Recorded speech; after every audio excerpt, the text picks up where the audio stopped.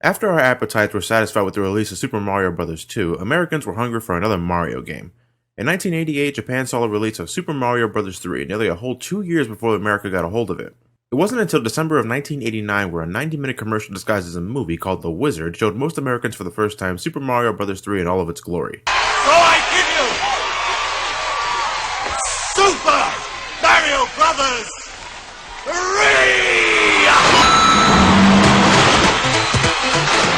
I mean, really, can you name me another game that has such a humongous reveal like this?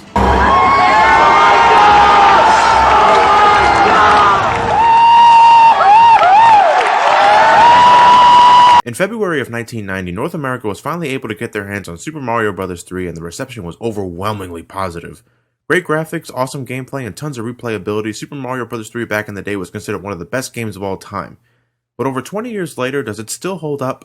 Unlike the American Super Mario Bros. 2, Super Mario Bros. 3 follows the formula of the first game and multiplies it by the shitload. More enemies, more power-ups, more secrets, and more boss fights. The plot involves Mario traveling through 8 different locations as he tries to defeat all of Bowser's minions, where he can retrieve the magic rods and return each one back to their respective kingdoms. Like the earlier titles, the plot is simple, certainly a little more involved than the other games, but not by much. Super Mario Bros. 3 features 8 different worlds, each with their own gimmick. In fact, I think this is the first game to incorporate all the level cliches we'll become more familiar with in future games. Grassland is your typical Mario starter. It gets you in the mood and prepares you nicely for the challenges up ahead. Desert Hill is covered in sand and introduces more puzzle elements into your adventure. Oceanside is the water world, filled to the brim with aquatic creatures that want your ass. Big Island is exactly what it sounds like. Everything is huge in this world, and for some reason this is a lot of people's favorite world. Personally, I never saw the appeal, and I find it really easy to be honest. The enemies are so much easier to hit because of their gargantuan size. Oh well, moving on, we have The Sky. No, really, that's what the world is called. I guess they realized they forgot to give this world a proper name and gave it this name the day before the game was released. But anyway, it's very platform-esque. Is that even a word? Anyway, if you hate bottomless pits, you're gonna hate this world. Iceland is slippery, fuck this world. Pipe Maze is incredibly hilarious in hindsight, considering all the drug-related jokes the Mario series has been pestered with throughout the years. I mean, come on, even the world map music sounds like something you listen to when you get high.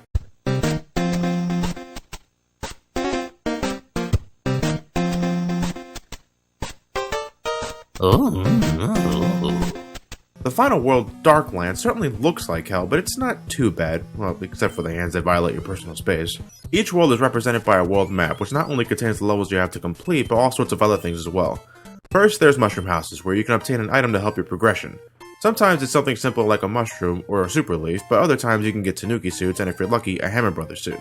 There's also mini-games you can play to score more items and extra lives, like this card matching game and this slot reel, which I can never seem to win. In fact, I only got this result by mashing buttons.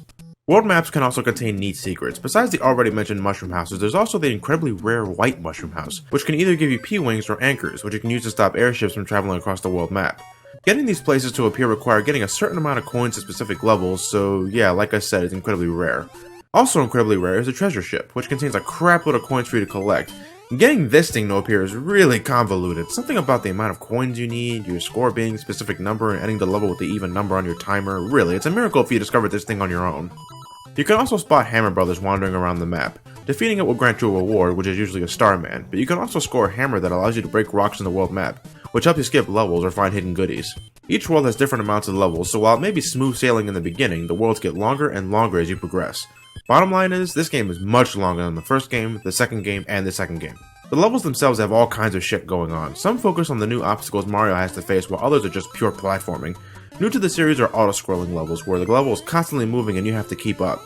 Personally, these are my least favorite, because if you fuck up near the end, you have to do the entire level over again, and it's not like this level is going 300 miles per hour either.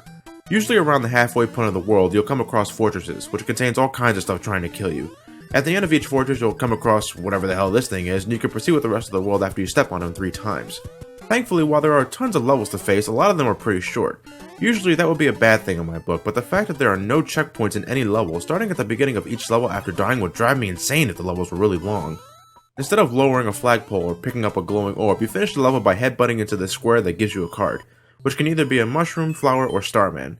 When you get 3 cards, you get an extra life, but if you're lucky enough to get 3 of the same card, you can score a bunch of lives at once, with the best result being 3 Starman cards. For the most part, Mario controls how he did in the previous games, certainly better than Mario 2 and Mario 1, but to be honest, he feels a bit too floaty for my taste. Granted, because of his moon-like jump, it's easier to position yourself on platforms and jump on enemies, but it's also because of this moon jump that it makes it incredibly easy to overshoot stuff when you're running really fast. It's not a persistent problem, but it's something I thought I'd mention anyway. This is also the first game where Mario can grab and hold on to Koopa shells, allowing you to throw them as projectiles when you want, and discover hidden goodies when thrown at the right spot. At the bottom of the screen is your score counter, which also displays the number of lives you have, all the cards you obtain, and your P meter, and there has to be a better name for that because I can honestly not say that with a straight face. But anyway, when you run at full speed long enough, the P meter will fill to maximum capacity, where you can jump incredibly high and far. Guess he really needs to go to the bathroom.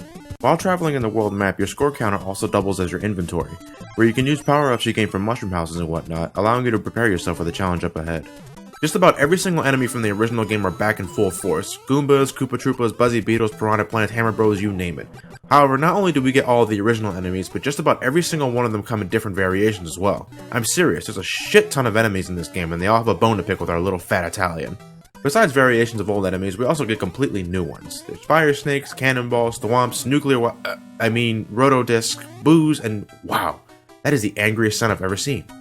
Holy shit, is he trying to attack me? Jesus! Good God, I know Mario has a lot of enemies, but the fucking sun? Yeah, okay, I know, it's not the actual sun, but still, the concept is horrifying. What in God's name am I looking at? Chain Chomps, that's what, making their first appearance in this game. Apparently, they were inspired by a dog that tried to attack Mr. Miyamoto, though personally, if I saw any dog that looked like this, I'd probably shit my pants as well. Thankfully, we have power-ups to help us deal with all the enemies. Returning from Super Mario Bros. Is the mushroom, which makes Mario grow in size and once again allows him to take an extra hit. The Fire Flower also returns, turning Mario into an orange machine of death. Starmen also return, though they don't last as long as they used to. It should also be noted that for some reason, when Mario jumps while using a Starman, he has a flip jump. It kinda looks like a screw attack. Screw attack! Alright, I kinda ran into that one. Who keeps saying that? But if that wasn't enough, we also get some new power-ups added to the mix. First, there's the Super Leaf, which turns Mario into Raccoon Mario, where he grows a set of ears and a tail, which allows Mario to temporarily fly when he runs at full speed. It also allows you to descend slowly if you mash the jump button. If you press the B button while in this state, you can attack with your tail, though personally I find it a bit unreliable. The P-Wing is just like the Super Leaf, only this baby gives you infinite airtime for one level. Great for skipping those levels that drive you nuts. Besides that, we also get the Frog Suit, turning Mario into Frog Mario, which allows you to have much better control underwater. It's incredibly situational and it sucks on dry land, but hey, when it works well. There's also the Tanuki suit, which is like a beefed up Super Leaf as it gives Mario all the abilities of Raccoon Mario, but it also allows you to turn into a invincible statue by pressing down and B. Yeah, I don't get it. Something about Japanese mythology, but never mind. But none of these power-ups can match the coolness of the Hammer Brothers suit. Besides getting an instant tan, Mario can throw hammers and kill just about anything. Anything! Plus, if you duck, you can block projectiles. The only problem with this suit is that it's incredibly rare, which only makes losing the suit all the more painful. Another item you can obtain is the Warp Whistle, which allows you to skip entire worlds if you manage to find them. There's only 3 in the entire game, and if you use 2 in a row, you can go straight to the last world. By the way, that whistle sound effect that you hear when you use the Warp Whistle, yeah, that's ripped right out of the first Legend of Zelda game. Finally, there's Kuribo's Shoe, a power-up you can only get in one level in the game, and it simply lets Mario jump on things he couldn't before, which makes the level incredibly easy.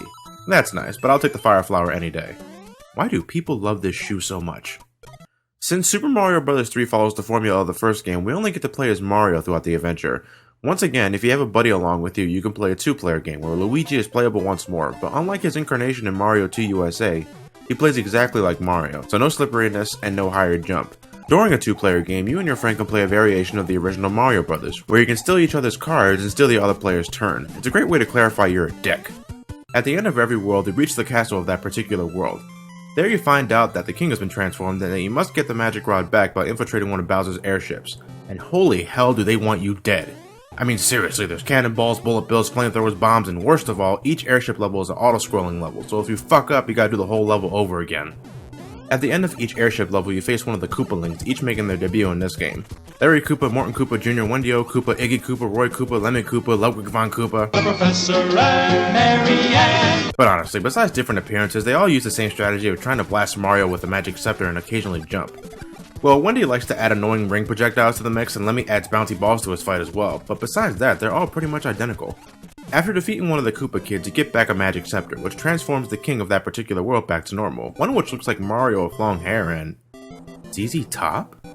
After completing a world, Princess Peach delivers a letter to you containing an item, which can range from a P-Wing, a cloud item that lets you skip a level, or a music box that can put wandering Hammer Brothers to sleep, rendering them harmless.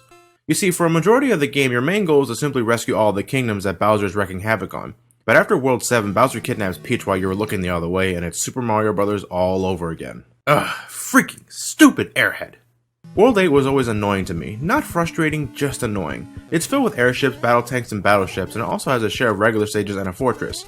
I can't quite put my finger on it, but I never look forward to visiting this world. But after completing the final fortress, we can finally reach Bowser's castle. You know what? Let's insult him. I'm gonna beat him with a frog shit equipped. Here we go! Fuck!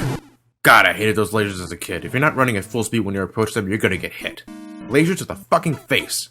At the end of the level, we finally get to face Bowser, who's a hell of a lot more aggressive than he was back in Mario 1. Not only does he bring back fireballs, but the motherfucker tries to actually ass stomp you. Unfortunately, his Bowser bomb is his one weakness. If you dodge it enough times, Bowser falls through his own floor and wham, the battle's over. You enter the glowing door and once again, you rescue Princess Peach. What? Oh, okay. Assholes. And there you have it, folks, Super Mario Bros. 3. So, 20 years later, does the game hold up? Personally, I think so. The level design is some of the best in the series, and the amount of gameplay, especially for a platformer on the NES, is staggeringly high. And most importantly, the replayability is through the roof. The control may throw you off a bit if you're used to Mario 1 or 2, especially with Mario's new floatiness, but if you're just getting into platformers, you should be able to jump right in. The game can also get a little hard at times, and honestly, it's kinda schizophrenic. For instance, I think World 3 is much harder than World 4, and World 6 is certainly more challenging than World 8. It's a constant zigzag of challenge, and it may or may not frustrate you. If you play your cards right, though, it's very possible to score a bunch of extra lives, which can relieve some of the stress. Regardless of such, the game managed to sell over 18 million copies throughout its course, and it deserves every single number. As a sequel, it does its job tremendously and surpasses its predecessors in just about every way, and that's not easy to do, especially when the first game is considered the classic of classics. This is a very hearty game, and combined with new power-ups, new enemies, and new gimmicks, Super Mario Bros. 3 is certainly one of my favorite Mario games of all time, and certainly the best Mario game on the NES. With that said, I'll give Super Mario Bros. 3 an 8.5 out of 10. A wonderful game to play 20 years ago and still a joy to play now. If you're a lover of platformers and the first two games didn't satisfy your appetite, Super Mario Bros. 3 certainly will. This is Mario in one of his finest. Alright guys, one more game left to go, and this time we're going 16-bit. So next time we meet, we're looking into Super Mario World for the Super Nintendo. Now we're playing with power. Superpower.